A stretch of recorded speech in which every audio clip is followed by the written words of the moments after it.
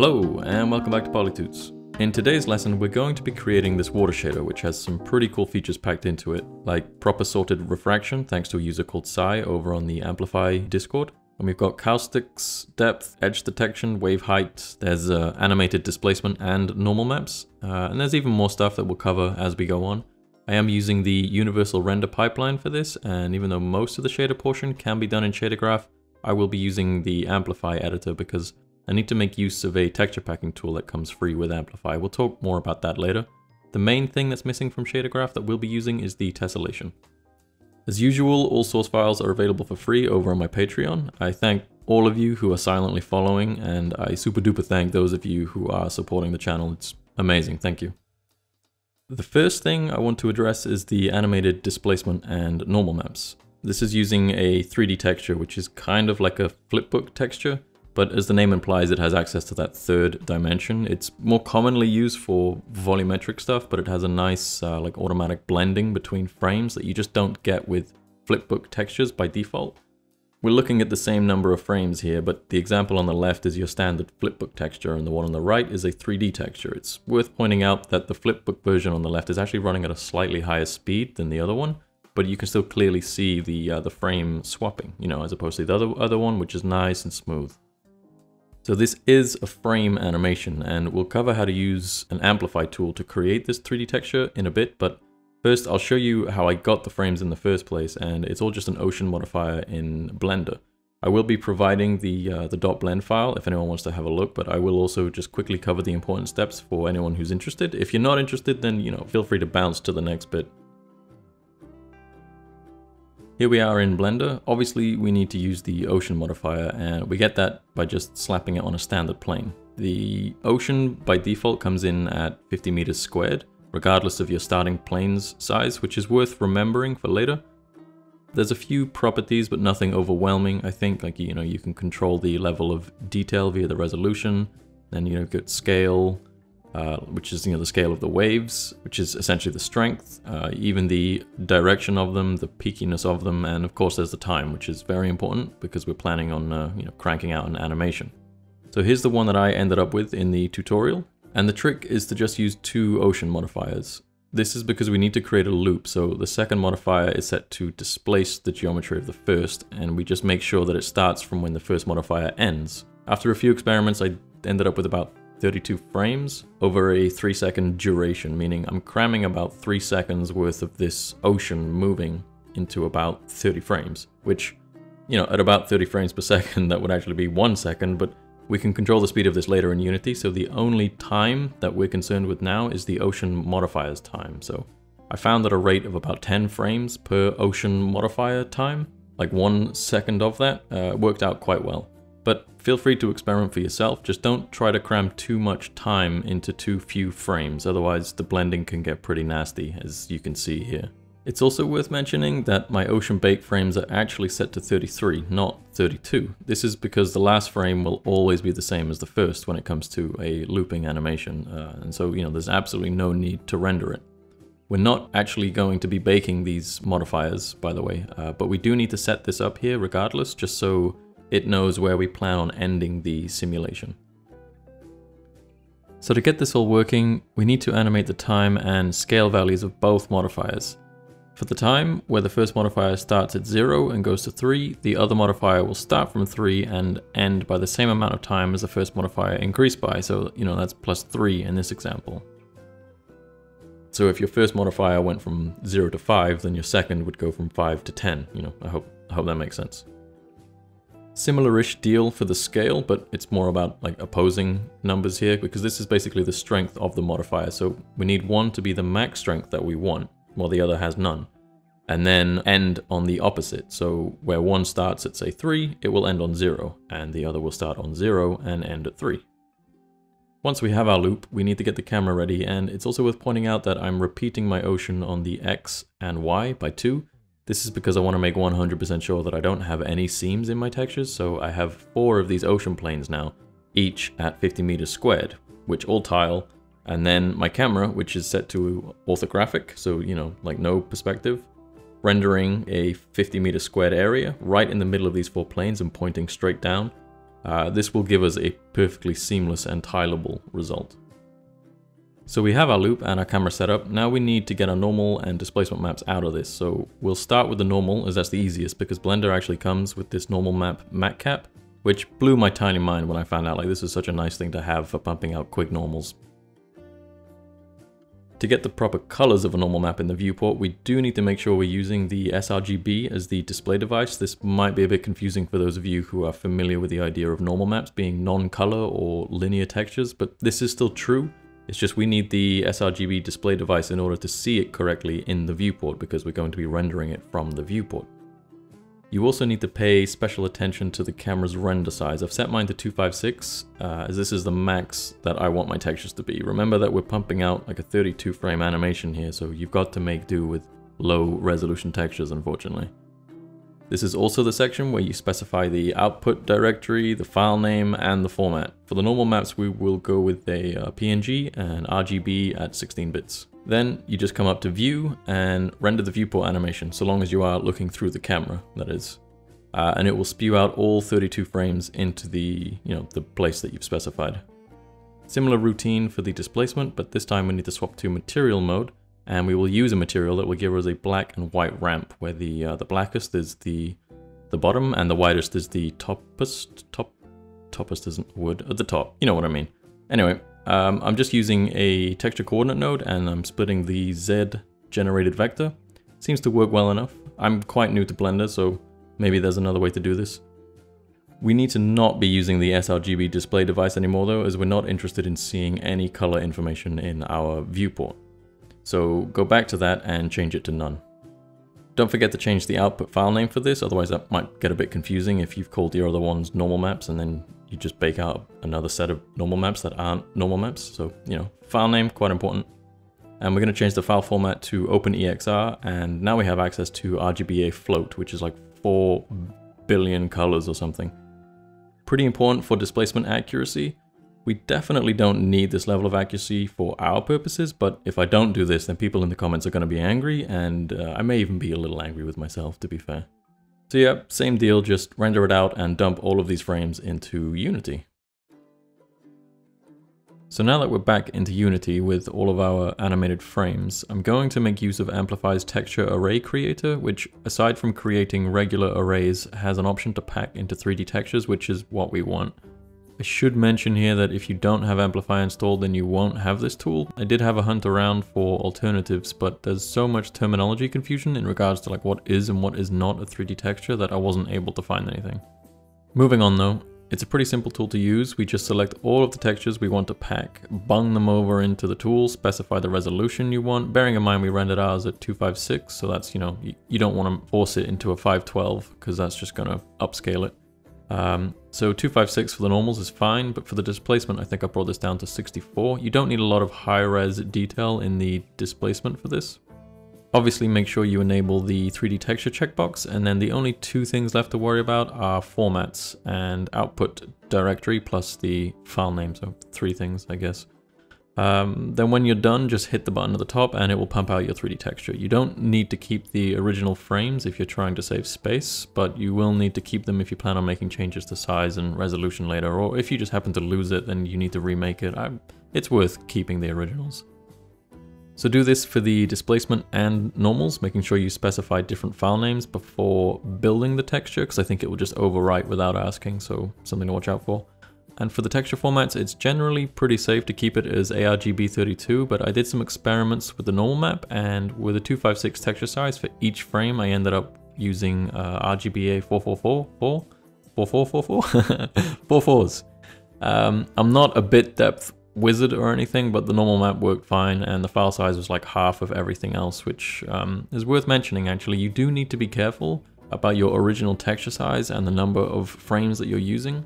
You can see here that our pack normals ended up being 8 megabytes, which, okay, is not the end of the world at all, but the next tier up is a 512 texture if you wanted more pixels, and if you wanted more unique movement, you'd need more frames, so you could easily like accidentally end up blowing hundreds of megabytes on this. So, be careful.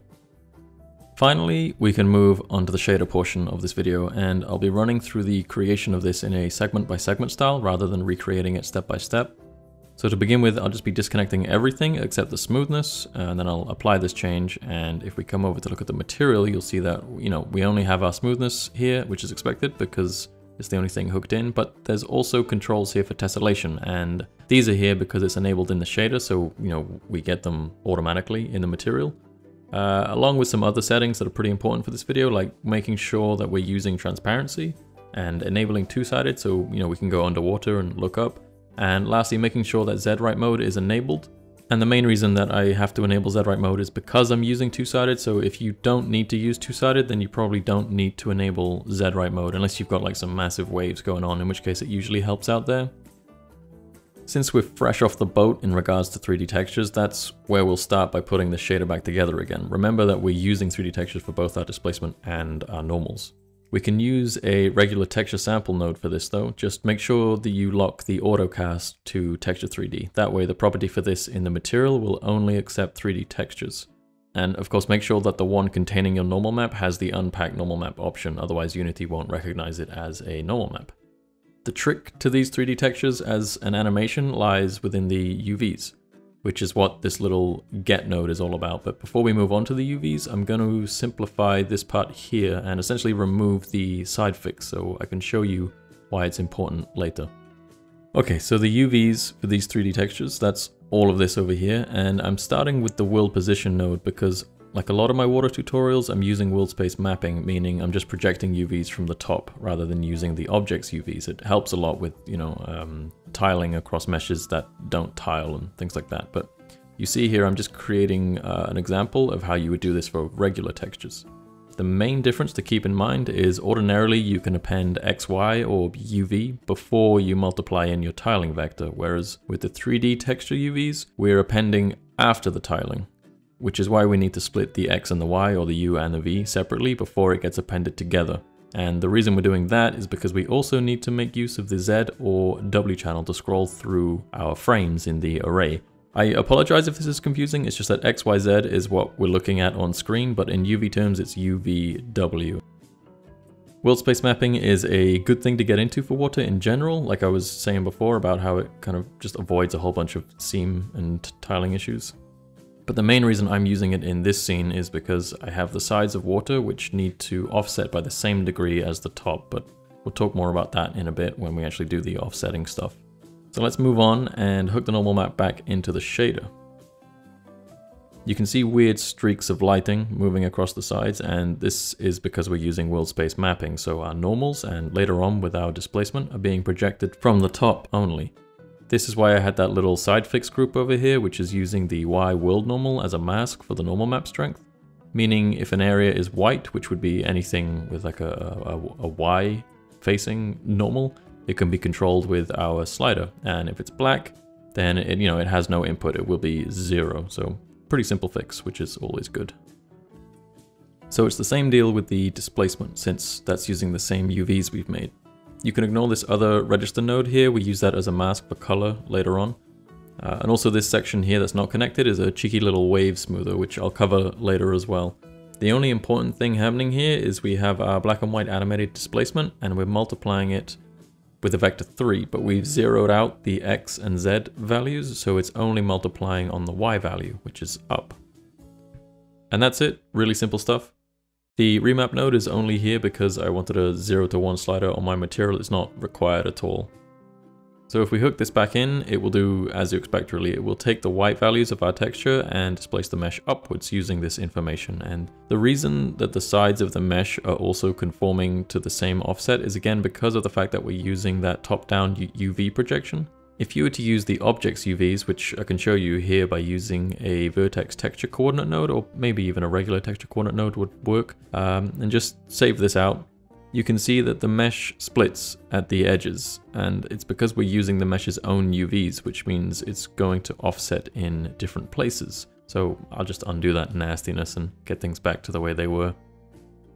The other thing to mention at this point is you might want high waves, but you don't want your waves to clip through your geometry, like your land. So the way that I've solved it in this example is through this group here called the cheeky little wave smoother. It's cheeky because this is a specific example of my water just being confined to this space, as opposed to, like an entire world of water. but the logic is still mostly the same. You'll have something that detects where land is, and you can use that information to control the wave height. In this case, it's just a simple texture that I got from painting over a top-down screenshot and fiddling with the scale and offset until it matched up. The sped up video you're seeing now was after I'd gotten the correct scale and offset, which is why the texture fits so perfectly, after I give it the right rotation at least. But yeah, that's what this grouped area is all about. So I just register all of that and then get it over in the displacement group and multiply it into the chain after the part where we're controlling the strength and direction of the displacement. So then the black and white values of our texture will be taken into consideration as well, which is, is obviously what we want. Since we're still at the displacement group, I'd like to point your attention to this other register node we have here, which is just the basic result of our displacement. We're not modifying it in any way, we're just registering it here. But I'm using our displacement texture as a black and white mask to also tint the albedo a bit. So we can use a lerp that says if a value is white or 1, do one thing, and if it's black or 0, do another. So I've got a color node here, and I'm also adding that color by a small amount. So I can have a base color, which goes into the A slot, and then my added color, which will always be slightly lighter than my chosen color, will go into the B slot. And of course, the registered displacement node acts as our mask, so that goes into the alpha slot. The effect is quite subtle, as it's just supposed to emulate like a bit of lighting with, water being thinner at the peaks. But if I exclude the mask and just pump the one color into the albedo, you can see that the difference is, quite strong. It's horrible, as a certain class of English people might say. So let's again put that back to the way that it was. We're on the home stretch here, but this last node for the emission is a pretty complicated one. I wish I could tell you that it's just this one little group here and, there we go, end of tutorial. But no, it contains all of this magical refraction, caustics, and all of the depth masking, basically. So we'll start with the refraction, and just like in the last tutorial where we were distorting the air with this heat haze, I'm using this custom function from a user called Sai over on the Amplify Discord, which sorts the refraction properly, meaning we can distort geometry underneath the water surface only, as opposed to the common way that it's done, which also distorts things above the surface, which sounds stupid, but it's basically just getting a texture of the whole screen and then distorting it based on your normal input. So with this custom function, that doesn't happen. It can mask out what's underneath the water of the surface. So this little purple node on the left here is just our animated normal map, since that's what we want the refraction to be based on. And of course we have a slider to determine the strength, and it just feeds out through a grab screen color node into a register here called distortion. So if I go over here to the final emission node and I change it to use the distortion only, you'll see what's going on with this. We've got ourselves some deliciously clear water. I mean, that makes me super thirsty just from looking at it, but it's not quite correct for what we want. So as nice as this is, we do need to start thinking about introducing depth. As an aside, it's worth mentioning at this point that you will need to have the depth texture enabled on your URP settings for this to work. Otherwise, everything will appear white for you, and if you didn't already, you also need to make sure the opaque texture is also enabled. This is what lets you use transparency, and it's disabled by default for reasons. So if we come up to here, this is the part where we're controlling all of our depth, and the base of this is just subtracting screen depth by surface depth. But we have the added bonus of being able to output the refraction UVs that we're getting from Sai's custom function, so we can include that as part of our depth calculation to make sure things are being distorted correctly while underwater, and that's what that purple get node is there. If I just create a test get node here and feed the early portion of this setup into it along with a 1- and a saturation, hopefully you can see what's happening here. The depth portion here is all white, and if you look at the capsule in the water, you can tell that the refraction is still occurring. So this is what we want to use as a mask to do things like show how much clear water is visible, to show the caustics, and of course the edge foam too. Which in this example is not really foam as much as it is just a line, but if you wanted to expand on this and use that as a mask for a texture, then, by all means, please. The reason I have these two purple register nodes here is to differentiate between the edge detection, which is where the water meets land, and the depth in general. They're using the same kinds of nodes here. It's just one of them is using this float constant with a value of 12. I think 12 is just what I thought was a nice thin line for the shore. You of course can do whatever you want. And the other one has this slider range, which I'm actually controlling for the, you know, like the proper depth. All of this depth mask stuff in this group is what we're using at the very end of our emission chain to control the range of things like the refraction, the edge foam, and the caustics. So it's probably a good time to talk about the caustics part of this before we finish up with connecting all of the depths. And I just realized, am I saying caustics correctly? Caustics? Caustic, oh, Jesus. Caustic. Oh no, I've been saying it like the Americans. So to begin with, let's bypass all of the depth connections at the end and just stick this group into our emission slot. I should also mention that we're using a modified version of this reconstruct world normal from depth that allows us to input our refraction UVs, which means our caustics are also going to be refracted by our normal map. If you didn't have this, it's not the end of the world, but I have included this function with the download on Patreon because while there's nothing wrong with modifying existing functions, it does mean you might lose your modification when you do an update to the plugin. The edit to this is super basic though. Just open the function or a renamed copy of it, and then add an input node set to a vector 2, give it a name, and stick it in after the screen position node. This input node is what allows us to call the function in a shader, and then we can plug in our own vector 2 into it, which for us will be the refracted UVs.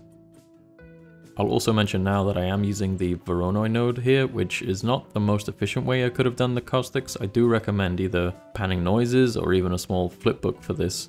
But since the shader is expensive anyway, we'll just continue with procedural caustics. It's feeding into a smooth step node too, which is optional, but it helped crisp out the effect, which I thought was nice. If you're using your own texture for this or whatever, then obviously you might not need to do that. The purple get node called time that you see here hooked into the angle slot of the Voronoi is actually the same time setup that we're using for the animated UVs, like right at the start of this shader portion. But as you can see, I'm multiplying it by a value before it goes into the angle, so it's not the exact same time, not that it made a massive difference, but you know, still. So let's take a quick look at what this is doing. Remember that we've skipped all of the depth masking, so the result is going to be pretty full on. Yeah, okay, so it's pretty neat for sure, and oh, I almost completely forgot that, like, the whole underwater stuff. So just in case I forget again, it's just a post-process volume, but you know, hopefully I'll cover this at the end of the tutorial. So let's go back into the shader now, and we'll multiply our caustics by the depth mask. So this is the one literally called depth, as opposed to the edge foam, which is still technically a depth mask. But anyway, we'll do that, and the results will of course show us that our underwater lighting is now restricted by the depth of the water, which, you know, makes sense and it's pretty cool. You'll notice though that we are of course only seeing the caustics here and not the sand underneath. This is because we also need to bring the refraction back into this, which also has to be affected by the depth itself. And that's what this little chain here is all about. We're just taking our distortion, which was the end result of that depth mask refraction function, and multiplying it by the same depth setup as the one we used for the caustics. Then just add it all together and let the magic happen. I am using saturate nodes here too, and this is just to stop blowout. Basically, it keeps values in the 0 to 1 range. My general rule is if I'm sure I've done things correct, but it's looking wrong, then I need to clamp some values, and that's what the saturate is for. Lastly, but not finally, we'll add on the edge foam depth mask and multiply it by a simple slider to control its strength. Keep in mind this is not going to control its size. We would do that much earlier in the chain. Remember I had that float value at about 12. That is for the size. This is just to control its opacity, basically. And there we are. The shader is done, and I haven't forgotten about the underwater effect either. I will just say though that this is a pretty low effort on my part. I threw it in as a little bonus, as it's not really related to the shader at all. In fact, it is not related to the shader, but if you see over here in my scene hierarchy, I have two objects, one called post-process and one called post-process underwater. You will need the default Unity post-processing for this to work, but the general idea is you can stick a script called volume on one of these empty objects. And again, if you don't have the post-processing installed, you won't be able to find this script. And from there, you can chuck in a post-processing profile, which you can create anywhere in your project tab from the right-click create menu, and add in a bunch of lovely goodies like bloom, tone mapping, and whatever else. Then on your script, you set the mode to local, and at this point it will ask you for a collider. So just add a box collider onto the same object or any kind of 3D collider. And now you can create a space in which only these post-process effects will be seen. So I made 2 of them, one for the above, like the surface of the water, and another for below. Yeah, the other thing that I completely nearly forgot is I've grabbed the textures in this scene from a website called 3dtextures.me or .me. I don't know how the cool kids say these things, but anyway, it's one of those sites where you can get royalty-free PBR-ready textures. And if you like what you're seeing, you can always help them out on their Patreon, which I think is kind of cool, moving away from all this forced subscription-based stuff, and instead the content is just free, but those who want to support it, you know, can always do so. Kind of like my Patreon, which you should absolutely check out if you want to freely download the source files for this tutorial. Absolute final 100% lastly, I want to thank my amazing fiancé who made this little Greek island scene for all of you while she continues to get to grips with Blender, so a big round of applause for her, please. But that will be that, so thank you very much for watching. This last bit of dialogue is pointless because nobody listens to the end of videos, but thank you anyway. I hope it was of use, and I will see you in the next one.